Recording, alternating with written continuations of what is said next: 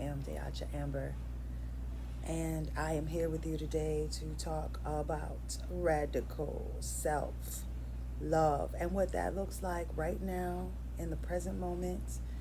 We are in December of 2023, approaching our new moon in the sign of Sagittarius. Yes, Sagittarius, magical Sag. I will disclose right now I am a Sagittarius rising sign. So, first house Saggies in the building.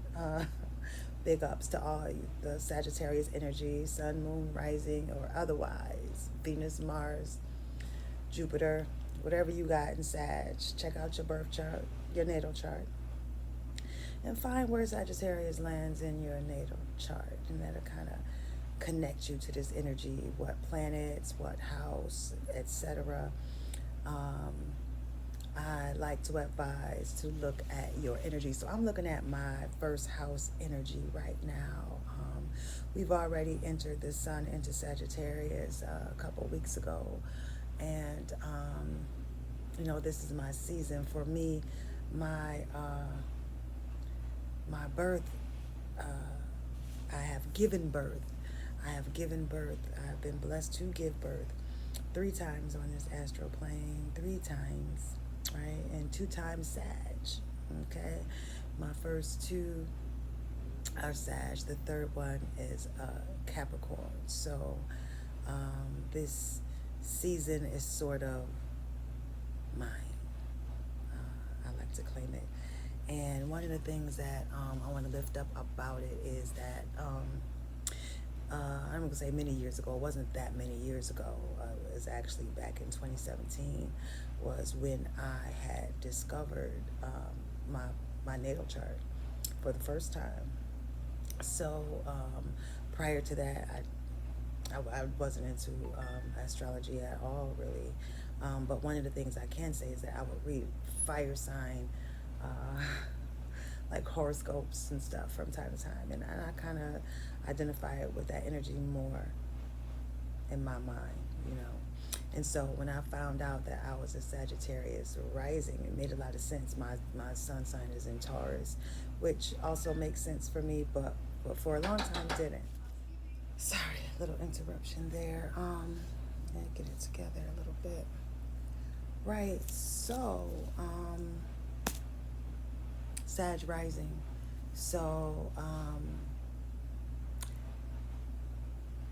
when I read my Sagittarius rising information on Sagittarius energy, it made so much sense to me. It made so much more sense.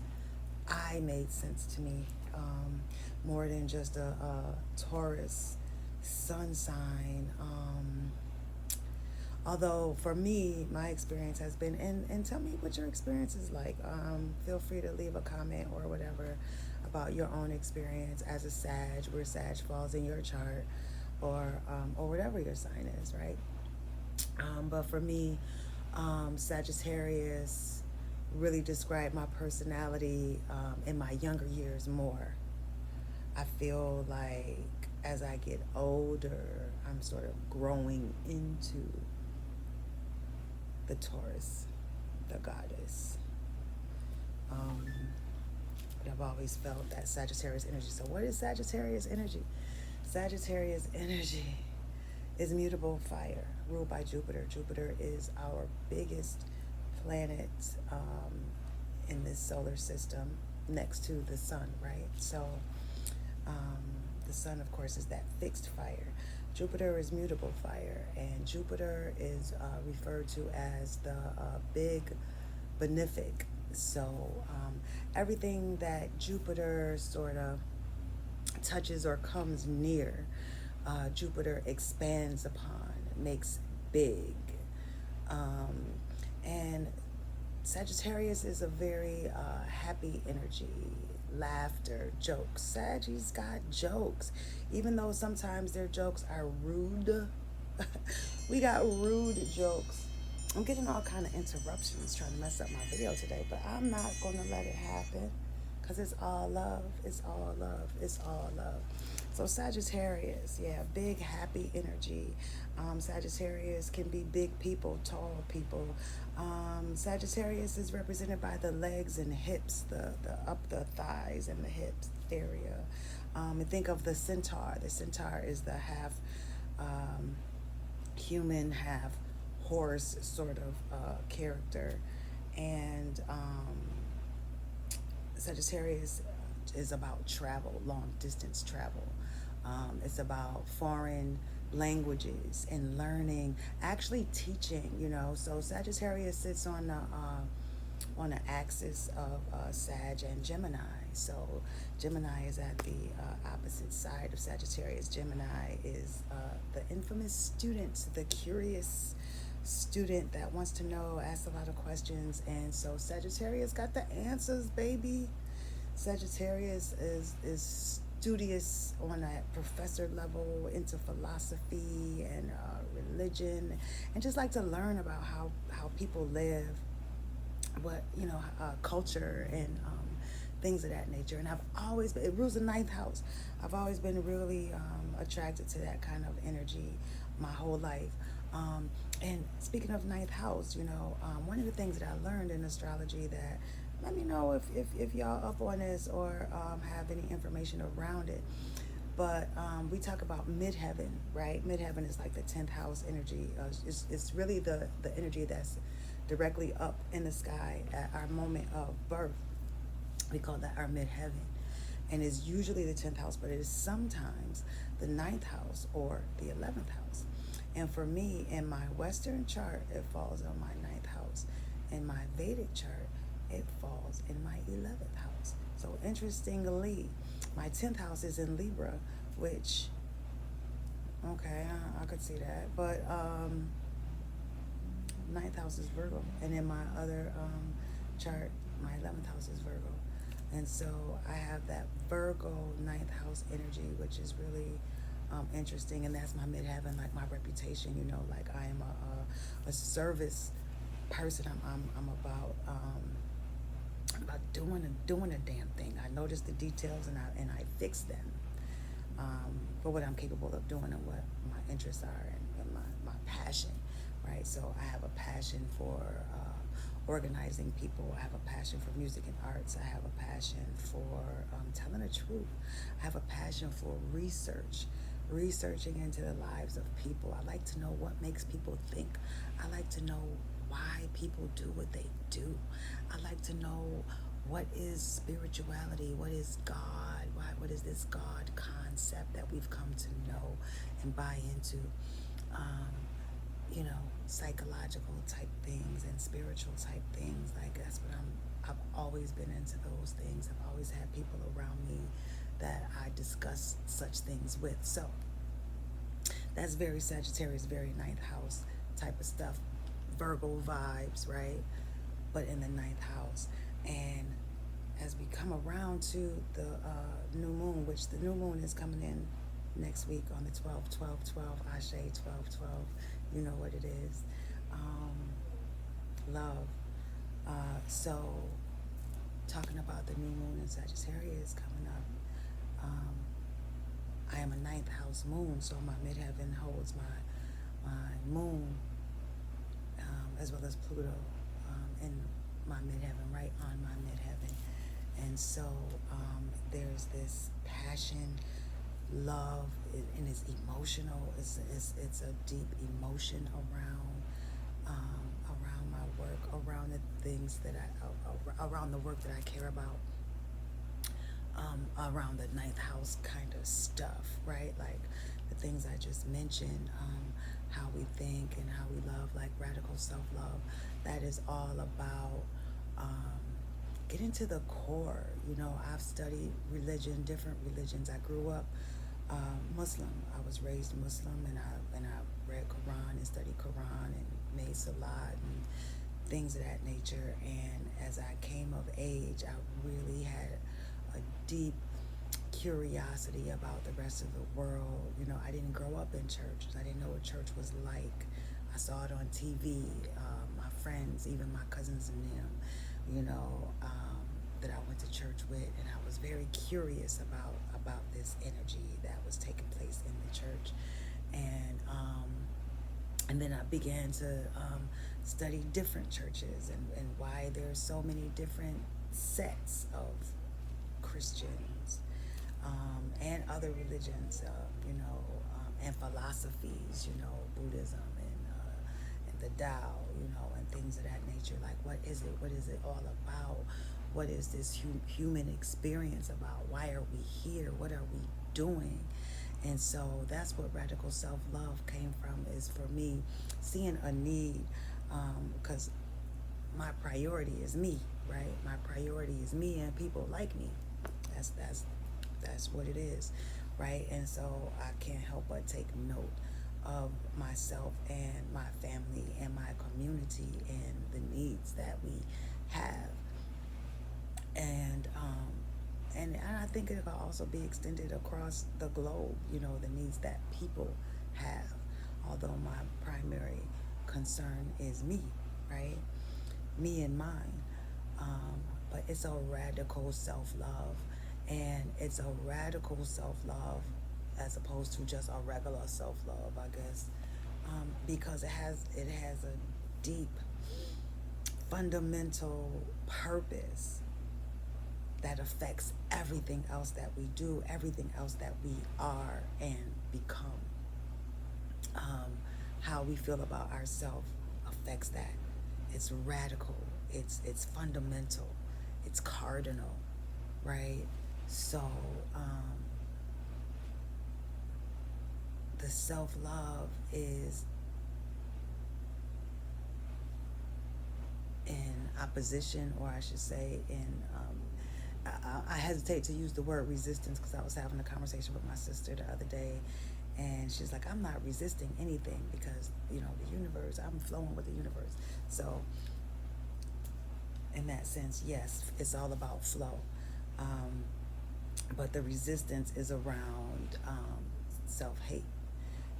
And society, in the global society, in the Western society, and even some of the Eastern societies, but arguably the Eastern societies have also been touched by Western societies. I don't know what came first, the chicken or the egg. However, I see the mess that has been made.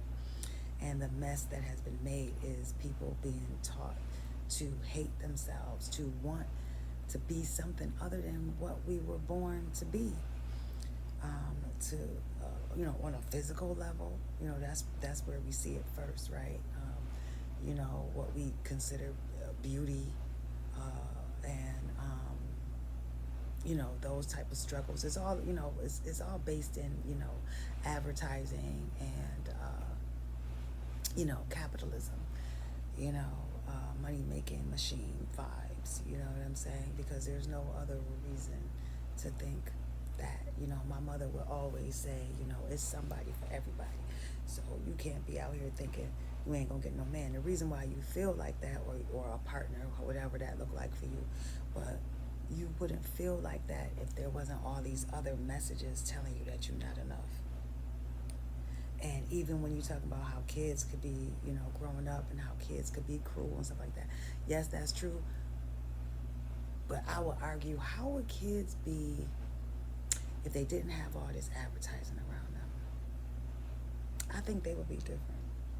I think they wouldn't be so harsh. I think that the children reflect in a very brutally honest way what is put on them. They reflect it right back. So I think all of that is based in getting us to feel like we are not enough. We are never enough. And so we spend our money on things that we don't need, so that other people can become wealthy. And so that's the core of it. So when we begin to love ourselves and heal from the injuries that are caused by that, then we can begin to heal and love ourselves in a radical way. So we're talking about radical self-love. We're talking about the moon in Sagittarius, the new moon in Sagittarius. So let's talk about the new moon. The new moon is a new vibe, a new month. And I was also born on a moon day on a Monday. You know what I'm saying? So I feel very connected to the moon. My south node is in Cancer actually, so I feel a strong connection with Cancer energy. It's like an easy energy for me. Very familiar, very home. Well, it is a home energy. It's the mother, it's the nurturer, and that energy is very strong. The moon represents the mother. The moon, some call the moon the great grandmother, right? Because she controls the waters of the earth. Now you got to remember that we are in these physical bodies, which are primarily made up of water, much like the earth herself, made up of water. You know, the moon represents the water, controls the tides, controls the waters in our bodies, controls the menstrual cycles in our bodies, in the female body. You know, even the months as we know it, you know, it circles around the moon cycles, and the moon cycle circle of the female cycle is the same, is on that same energy. So so we're coming into a new moon with that Sagittarius energy. Now don't forget, Sag is hot. It's mutable fire, but it's fire nonetheless. So Saggies don't play, and they tell the truth, and they can be quite tactless, because they prioritize truth over how you feel about it. Now that might come into a little bit of conflict with the moon vibes in there. But I want to wish all the Sagittariuses a happy birthday, and I also want to encourage you, please look up your birth chart and find where Sagittarius is in your chart. You know, me being a rising, that's that first house energy. That's that body energy. You know, so I'm paying attention to my body. I'm paying attention to exercise and fitness. I'm paying attention to beauty. You know, I'm paying attention to my health as well.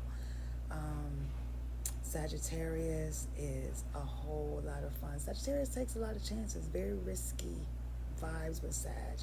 Sag is also known as the Casanova of the zodiac. You know, Gemini and Sag both are have reputations for being very difficult to pin down, you know, which is interesting, and I can vouch for that, being like, yeah, that makes sense, because they don't want to be in no box. Sag, you can't put Sag in no box. Jupiter is the biggest planet. How you gonna put Jupiter in a box? It don't fit. It'll never fit. So my advice to all the Sag energy is to allow yourself to step out the box, color outside the lines, create your own picture, you know. And for everybody who love a Sag, open up and let the Sag be Sag. You know, don't try to fight it, because you will lose. You know, I think a lot of times we suffer broken hearts, or we suffer in our relationships because our expectations are off. Our expectations are off. So I don't want to make this video too long. I just want to check in, check out. I'm excited about this new Sag energy. I'm excited about myself. I'm excited about my business. I want you guys to go to my website, dayatraamber.com, DAYATRAAMBER.com. Check out my merch. I have some wonderful clothing. I have swimwear, workout wear, something for the men, women, and children. I got hoodies, tees, gifts for the holidays. So check out my website. And also I'm doing readings, I'm doing speaking engagements, I am doing workshops all around town and online. So hit me up on my website, and also my email, heal, HEAL, heal at dayatraamber.com. If you want to do a reading. My website is still under construction, going through some changes, so but it will be set up pretty soon, maybe by the time this video will come out. But I'll make sure there's some links in the description to get to my website. And be able to get some real hotness for the holidays. That's a whole nother conversation. I'm just, every time I say something, it triggers something else for me to talk about. But I'm gonna keep it brief. I'm gonna keep it brief right now. I want to just big up all the people who are a part of my life. People who have kept me up and kept me energized throughout these past 365 days. It's been a wild year. It's been a wild year. It's been a very blessed year as well as we look forward into 2024, although we all do know that the new year does not begin until the spring. But we working with the energies that we got, as well as the energies that we know. When we know better, we do better, right? So let's continue to build radical self-love, build our community. Oh, and also look out for my Oracle card deck that is coming soon. And y'all gonna love these cards. Y'all gonna love these cards. It's coming soon, and those will be available on my website, as well as the workbook that goes along with the workshop. So we got things popping off this year. I'm really excited and grateful. I'm grateful for all of you who watch and like my videos, sharing with a friend, subscribe to my channel, and let's keep this radical self-love energy flowing. We're building community around loving ourselves. So we holding space and giving space for self-love, right? So love on yourself and encourage your loved ones to love on themselves, right? Because nobody could love you better than you. I invite you to yourself. One love. Peace. Share a little nugget, I ain't gonna say little, I'm gonna say peace and blessings, love and light. I got a lot of feelings I want to get out. I got a lot of feelings. I got a lot of thoughts. I got a lot of share.